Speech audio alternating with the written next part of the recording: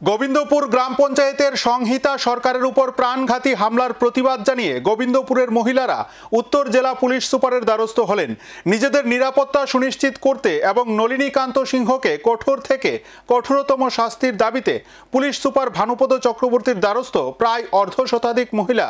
14 March Dharmanagar মহকুমার গোবিন্দপুর গ্রাম পঞ্চায়েতে গণেশ দাসের স্ত্রী সংহিতা সরকারের উপর প্রাণঘাতী হামলার প্রতিবাদে সোচ্চার হয় গোবিন্দপুর এলাকার আপামর মহিলা। ঘটনার বিবরণে জানা যায়, সংহিতা সরকারের উপর উদ্দেশ্য নিয়ে একই গ্রামের বাসিন্দা নলিনীকান্ত সিংহ প্রাণঘাতী হামলা চালায়। এতে সংহিতা সরকার গুরুতর আহত হয়ে হাসপাতালে ভর্তি হয়। ঘটনার পর স্থানীয় চুরাইবাড়ি থানার পুলিশ নলিনীকান্ত সিংহকে গ্রেপ্তার করে, কিন্তু তার সাথে অন্যরা যারা ছিল তাদের গ্রেপ্তার করা হয়নি। এই ঘটনার পর গ্রামে মহিলাদের এবং বাচ্চাদের মধ্যে আতঙ্ক ছড়িয়ে পড়েছে। এমন অবস্থায় নিজেদের নিরাপত্তা নিশ্চিত করতে এবং নলিনীকান্ত সিংহকে তদন্তক্রমে দোষী সাব্যস্ত করে কঠোর থেকে কঠোরতম শাস্তির ব্যবস্থা করতে গোবিন্দপুরে প্রায় অর্ধশতাধিক মহিলা উত্তর জেলা পুলিশ সুপার ভানুপদ চক্রবর্তীর দ্বারস্থ হয়। পাশাপাশি প্রাণঘাতী হামলার সাথে অন্য যারা জড়িত রয়েছে তাদেরকে গ্রেপ্তার করে সঠিক শাস্তি প্রদানে মহিলাদের পক্ষ থেকে স্মারকলিপি পুলিশ সুপারের উদ্দেশ্যে দেওয়া হয়। পুলিশ সুপার অতি সত্বর কঠোর ব্যবস্থা গ্রহণ করবেন বলে আশ্বাস প্রদান করেন। রাজ্য তথা দেশে মহিলাদের নিরাপত্তা নিশ্চিত করতে রাজ্য এবং কেন্দ্রীয় সরকার একের পর এক আইন প্রণয়ন করে চলেছেন। এমতো অবস্থায় গোবিন্দপুর গ্রামের এই ঘটনা কোনো মতেই মেনে নেওয়া যায় না বলে এলাকাবাসীর পক্ষ থেকে ক্ষোভ উঠে এসেছে। কি হয়েছে ঘটনাটা?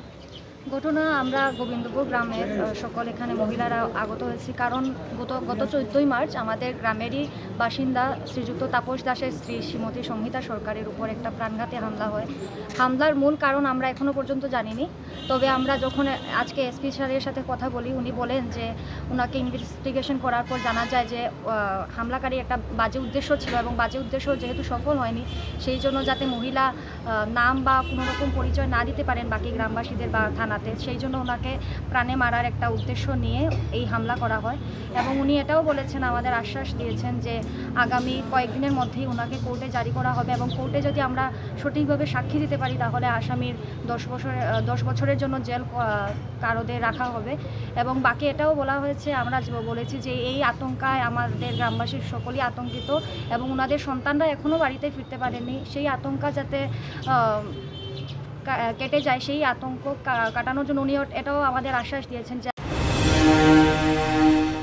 Video report search India.